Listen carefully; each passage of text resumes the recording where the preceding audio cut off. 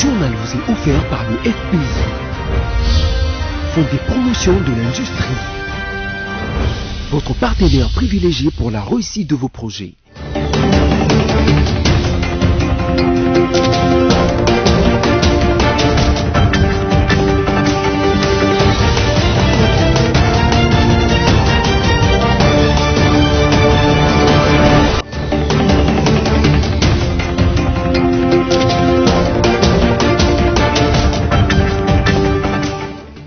C'est l'heure de vous informer, mesdames et messieurs, bienvenue à cette édition rétrospective dont voici les titres. 116 lauréats de la 3e promotion du Collège des hautes études des stratégies de défense ont reçu le diplôme entre les mains du commandant suprême des FARDC, Félix-Antoine Tshisekedi. Délabrement de routes dans la commune de Lingwala, nos reporters se sont rendus sur les avenues Nyangwe et Koutou où la situation ne fait que s'empirer. Enfin, 300 délinquants sur 829 à présent ont été mis à la disposition du service national. Un tout premier lot a été acheminé à Kanyama-Kasese, dans la province du Haut-Lomami.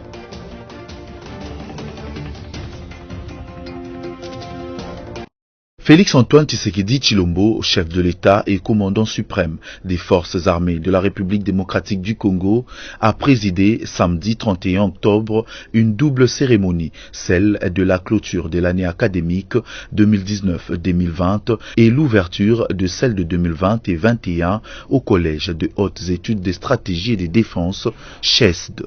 Ils sont au total 116 lauréats, dont 61 de la session spéciale, 34 de la session ordinaire et 21 de la 3e promotion de l'école supérieure de l'administration militaire qui ont reçu de main de Félix Tshisekedi des diplômes sanctionnant la fin de cette formation de haut niveau. C'était en présence de plusieurs personnalités civiles et militaires, notamment le chef d'état-major général de FARDC, le premier ministre, le vice-président du Sénat et le deuxième vice-président de l'Assemblée nationale. Notez que cette formation a connu la participation de certains officiers supérieurs de la sous-région. Après la double cérémonie du CHESD, Félix-Antoine Tshisekedi Tshilombo a pris les vols pour Oyo, en République du Congo, pour échanger avec son homologue, Denis Sassou Nguesso. Sur place, il rencontre le président équato-guinéen Amadou Sissoko Embale et ensemble, aux côtés de leur hôte, ils ont assisté dimanche 1er novembre à la cérémonie du dépôt de gerbes de fleurs à l'occasion de la Toussaint.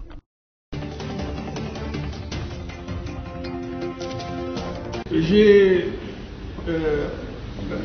expliqué au président de la République, en présence des autres collègues candidats aux élections de 2018 qui avaient formé le collectif avec moi, que la Constitution avait établi un régime politique qui fonctionnait de cette manière. Lorsque le président de la République est chef de la majorité, le régime est présidentiel. Parce que le chef d'État a tous les pouvoirs. Mais quand il n'a pas la majorité, les pouvoirs sont partagés entre lui et le chef de la majorité. Et nous sommes dans cette situation-là. Il y a une majorité dont nous avons mis en exergue l'irrégularité. Parce que je suis allé à la Cour constitutionnelle pour demander l'annulation des élections au motif qu'elles étaient irrégulières, que même les résultats étaient irréguliers. Et donc cette majorité-là a été approuvée par l'accord entre les CAF et le FCC. Nous nous étions étonnés d'ailleurs, je l'ai dit au président de la République, de voir l'UDPS faire cette alliance-là. Mais cette alliance est justifiée par le fait que le président aurait dû éventuellement choisir d'avoir une majorité opposée à lui et se comporter comme François Mitterrand face au pouvoir contraire, c'est-à-dire ce qu'on appelle la cohabitation, que l'on a appelé techniquement aussi la coexistence des pouvoirs. Le président aurait pu choisir ça et en appeler chaque fois au peuple pour exercer le pouvoir que lui laisse la Constitution, étant donné que les chefs constitutionnels sont majorité. Mais il a choisi de faire l'accord. La Bible dit: tu ne violeras aucun droit, tu suivras ponctuellement la justice si tu veux demeurer dans le pays et y jouir de la vie. Parce que je lui ai dit qu'il a cette réalité juridique et politique. C'est-à-dire qu'il y a une majorité qu'il a approuvée et à cause de laquelle, pour lui permettre de gouverner, il a fait un accord. Va-t-il se lever un matin et balayer cette majorité? Ce serait la crise. Il va violer la Constitution parce qu'il faut qu'il y ait une crise persistante entre le gouvernement et l'Assemblée nationale. On n'est pas dans le cas d'espèce. Et donc le président de la République m'a informé qu'il va dialoguer aussi avec cette majorité et qu'il devra nécessairement lever des options qui ne vont pas à l'encontre de la Constitution. Et nous lui avons dit qu'il faut absolument qu'il respecte la Constitution parce qu'il a prêté serment devant Dieu et devant la nation de respecter la Constitution. Et puis nous avons prié ensemble. Voilà.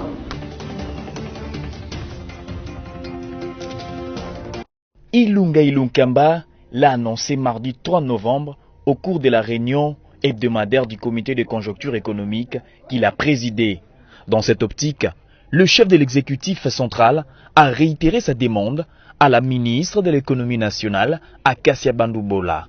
Soucieux de maintenir la stabilité économique, les ministres des Finances et les gouverneurs de la Banque centrale du Congo ont été invités à veiller sur le flux monétaire en vue d'assurer la stabilité du franc congolais. Au ministre ou à madame la ministre de l'économie d'assurer l'approvisionnement du marché en produits de première nécessité à l'occasion des festivités et de veiller sur la stabilité des prix.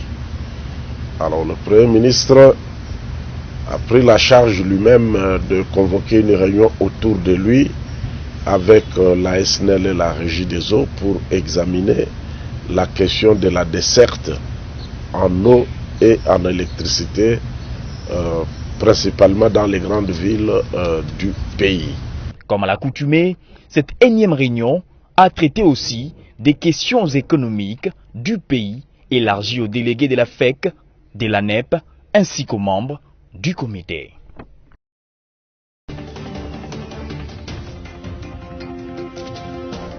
9 mois après la fermeture de la frontière suite à la pandémie de coronavirus, la République démocratique du Congo et son voisin, le Rwanda, décident de rouvrir la frontière commune au niveau de la ville de Goma. Malgré cette réouverture, de mesures de distinction restent vu la persistance de la pandémie à Covid-19.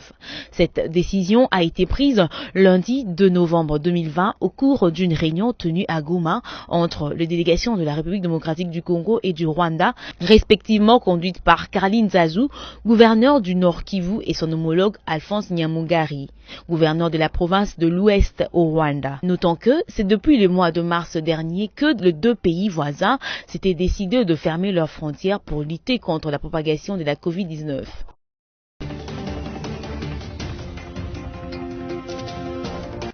Le sénateur Bahati Lukwebo a été réélu à l'unanimité comme président de l'Alliance des forces démocratiques du Congo, AFDC en sigle, pour un mandat de 5 ans.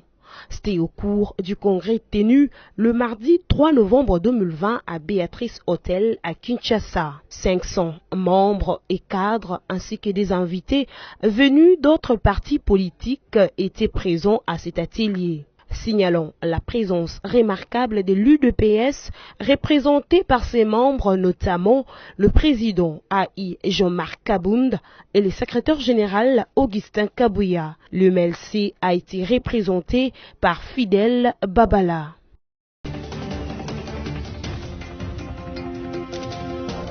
Il était 13h, heure de Kinshasa, quand le leader du regroupement politique Ensemble pour la République a foulé le sol de la capitale via l'aéroport international de Njili avec son jet privé.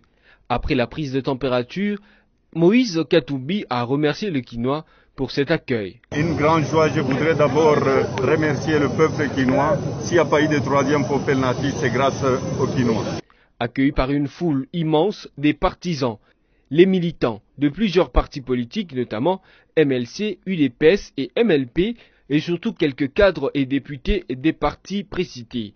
Il s'est de noter que Moïse Katumbi est à Kinshasa sur invitation du chef de l'État, Félix Antoine Tshisekedi Tshilombo, dans le cadre de consultations en vue de la formation de l'Union sacrée pour la République.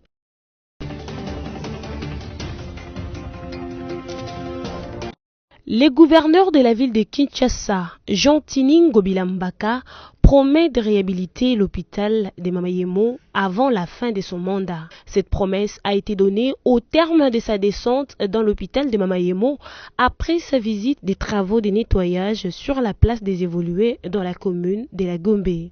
Je tiens à la réhabilitation de cette institution hospitalière. Depuis des lustres, cette institution a été presque abandonnée. Et sous mon mandat, je ferai de mon mieux pour moderniser cet hôpital qui regorge un potentiel énorme, a promis Jean Tiningobila devant le personnel soignant de cet hôpital, tout en invitant ce dernier à s'organiser davantage et à se concentrer sur le travail pour se mettre au même niveau que la clinique Ngaliema. De son côté, le directeur général de l'hôpital de Mamayemo, le médecin Colin Ngobila, a déclaré que sa réhabilitation est d'une importance capitale.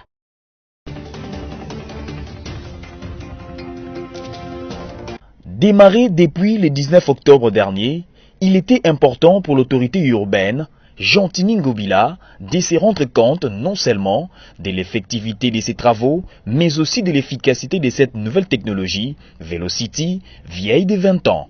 Velocity a déjà fait ses preuves au Liban, au Qatar et en Grande-Bretagne. Nous sommes venus voir un peu l'avancement des travaux concernant le débouchage des nids de poules à travers la ville.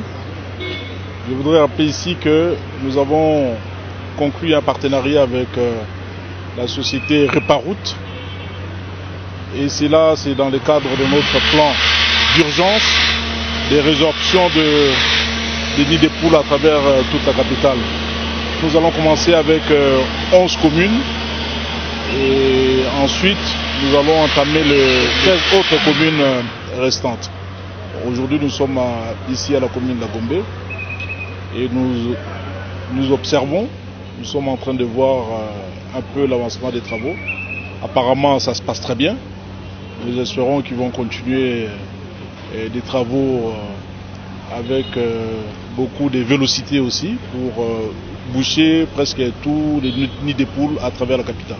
Cette entreprise spécialisée dans la réparation des nids de poules va désormais en guerre contre tous ces trous qui empêchent une bonne circulation des véhicules et autres usagers de la route.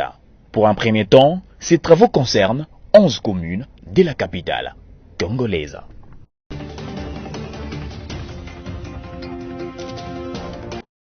Les routes Nyangwe et Kalembelembe dans leur tronçon compris entre Koutou et Mouchi se détériorent de plus en plus. Ce mercredi 4 novembre 2020, nos reporters en ont fait le constat. La route de Nyangwe s'était délabrée depuis un temps. Les véhicules éprouvent des difficultés pour y circuler quand il pleut, dans la mesure où cette route est lacérée par des nids de poules. Quant à la route de Kalembelembe, même constant. Des nids de poules la jonchent. Un motocycliste s'est exprimé sur l'état de ces routes au micro de BCTV et a interpellé les autorités.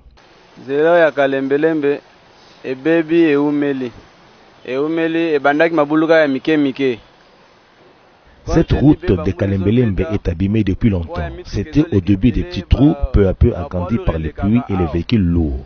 Les charges de ces véhicules détériorent sûrement la route. Je dirais aux autorités ceci, leur pouvoir c'est pour nous le peuple, et nous sommes leur priorité. Ces routes principales nous font déboucher sur le rond-point Willery et le boulevard du 24 novembre. Donc cette route doit être réhabilitée. Si les autorités nous négligent, nous n'allons pas nous sentir bien lorsque nous longeons ces routes. Notez que ces deux voies aident les habitants de la commune de Lingwala, où la population quinoise en général a gagné le rond-point Willery et le boulevard de la Libération, ex-24 novembre.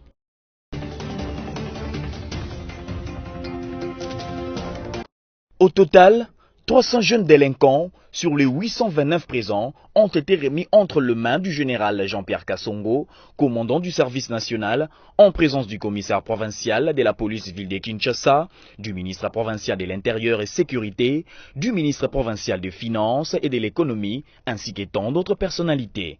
Au terrain flamboyant à Gombe, où s'est déroulée cette cérémonie, l'autorité urbaine, Jean Tiningobila, n'a pas caché sa satisfaction suite à ces arrestations. Le président de la République a décidé que, dorénavant, tout bandit en mer, tout Koulouna arrêté ici dans dans la ville va devoir faire le déplacement de Kanyamakasese en vue de faire les travaux d'intérêt public, notamment les travaux de champs. Dorénavant, ça sera comme ça. De son côté, le général Jean-Pierre Kassongo du service national a revêtu les prisonniers de l'uniforme du service national. Il a, dès lors, exprimé sa volonté d'aider la ville et la police nationale congolaise à encadrer ces jeunes. Et si nous considérons ces jeunes comme une jeunesse désœuvrée qui vient d'être mise à la disposition du service national pour un encadrement, pour une formation, pour une professionnalisation, ainsi que pour une utilisation efficiente. Et donc, partant de cela, nous ne pouvons que rassurer la population de la ville-province de Kinshasa que le commandant suprême a pris des dispositions pour qu'une bonne fois pour toutes, le phénomène Kuluna soit terminé dans la ville-province de Kinshasa. On en a tant parlé, maintenant il était question d'y mettre fin définitivement.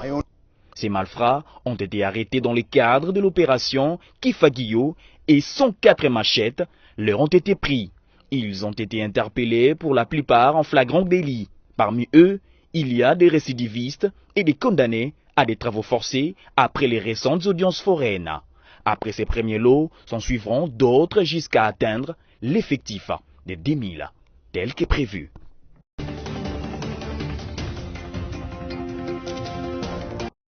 Une centaine de bus de la société de transport au Congo, Transco, sur les 440 commandés au Brésil par le ministère de Transport, est arrivé à Kinshasa jeudi 5 novembre 2020.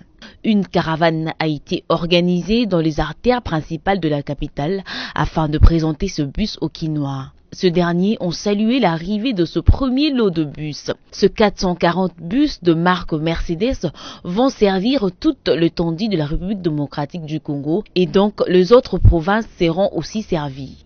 Par ailleurs, la société Transco signale aussi avoir mis en place une politique d'approvisionnement en pièces de rechange pour 5 ans accompagnée d'un service de dépannage mobile. Notez que l'absence de bus Transco a occasionné des difficultés de transport en commun à Kinshasa et certains conducteurs de bus et taxibus s'étaient livrés à la hausse du prix et au phénomène dit demi-terrain.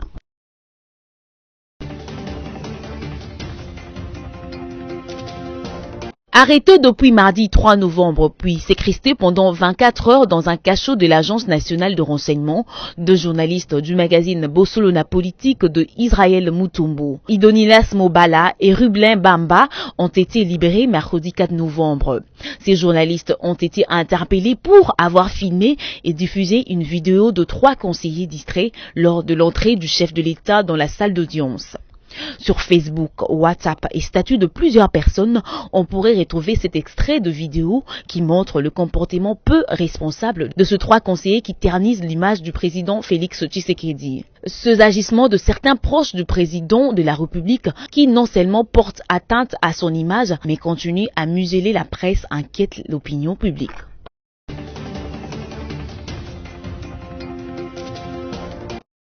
La date de cette journée internationale a été choisie en mémoire de 2 journalistes français, Ghislaine Dupont et Claude Verlon, assassinés le 2 novembre 2013 au Mali. En RDC, 116 cas d'atteinte à la liberté de la presse ont été recensés de novembre 2019 à ces jours par les journalistes en danger GED dans son rapport publié ce 2 novembre 2020. La journée internationale de la fin de l'impunité pour les crimes commis contre des journalistes a été proclamée en date de 2013 lors de la 68e session de l'Assemblée générale des Nations unies et a adopté une résolution intitulée « La sécurité des journalistes et la question de l'impunité ». Cette résolution historique condamne toutes les attaques et violences perpétrées contre les journalistes et les travailleurs de médias. Elle exhorte également les États membres à faire tout leur possible pour prévenir cette violence, en faire rendre compte, traduire en justice les auteurs des crimes contre les journalistes et des travailleurs de médias et veiller à ce que les victimes disposent des recours appropriés. Elle demande en outre aux États de promouvoir un environnement sûr et propice dans lequel les journalistes puissent effectuer leur travail de manière indépendante et sans ingérence indue.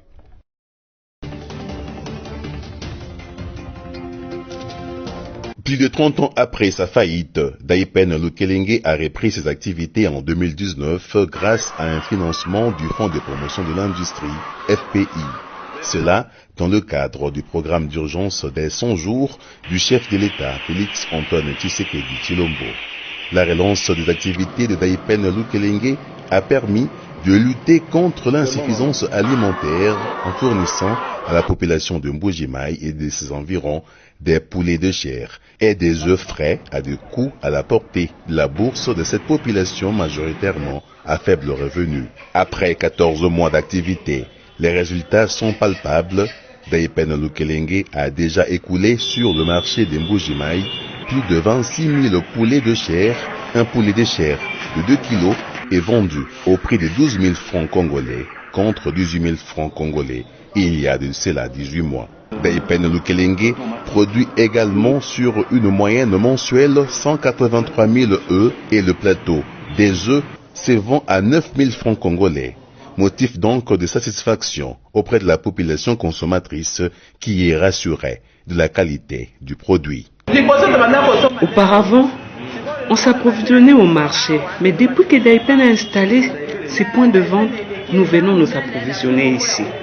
Cependant, autant que la population se dit-elle satisfaite, autant elle regrette que l'offre demeure encore faible face à la forte demande du marché de Mbuji-Mayi. Et du côté des gestionnaires du projet, en l'occurrence les sujets israéliens de LR Group et Dental, on rassure d'y remédier dans le tout prochain jour. Le projet est appelé à se développer. L'objectif est d'avoir une ferme avec la capacité d'élevage de 15 000 poules pondeuses par an.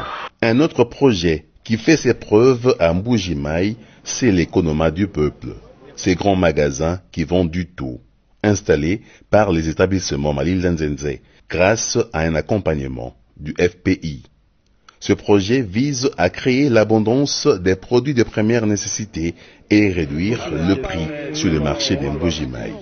Un objectif atteint par les établissements Malil-Nzenze, mais le projet n'a pas atteint son expansion suite aux réalités liées aux mauvaises conditions de navigabilité sur la rivière Lubi entre Lusambo et Ndomba. Nous avons un grand tonnage au niveau de Lusambo. Mais malheureusement, nous éprouvons actuellement des difficultés pour évacuer à cause de la rivière Lubi. Les regards restent ainsi braqués vers la régie des voies fluviales, la RVF, qui pourtant avait été financée par le FPI pour draguer et désensabler la rivière Lubi.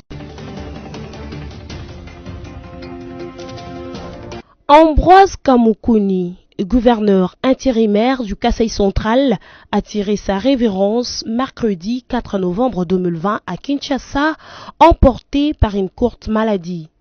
Depuis la mention des censures contre le gouvernement de Martin Kabouya en juin dernier, Ambroise Kamoukouni assurait son intérim à la tête de la province. Sachez que l'ancien gouverneur AI du Kasaï central fut professeur de droit public à l'université de Kinshasa, à l'université du Kasaï et dans plusieurs autres universités nationales. Il fut aussi député national depuis 2011 de la circonscription électorale de Kazumba. Voilà, on passe au rappel des titres. 116 lauréats de la 3e promotion du Collège des hautes études des stratégies de défense ont reçu les diplômes entre les mains du commandant suprême des FARDC, Félix Antoine Tshisekedi.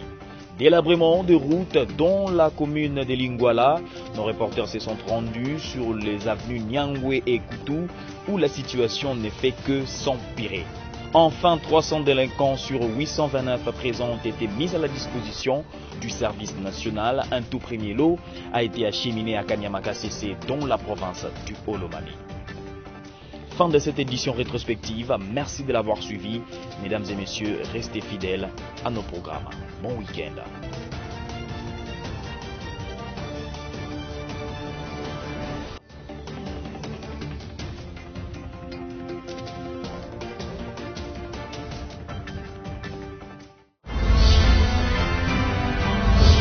journal vous a été offert par le FPI, Fonds des promotions de l'industrie, votre partenaire privilégié pour la réussite de vos projets.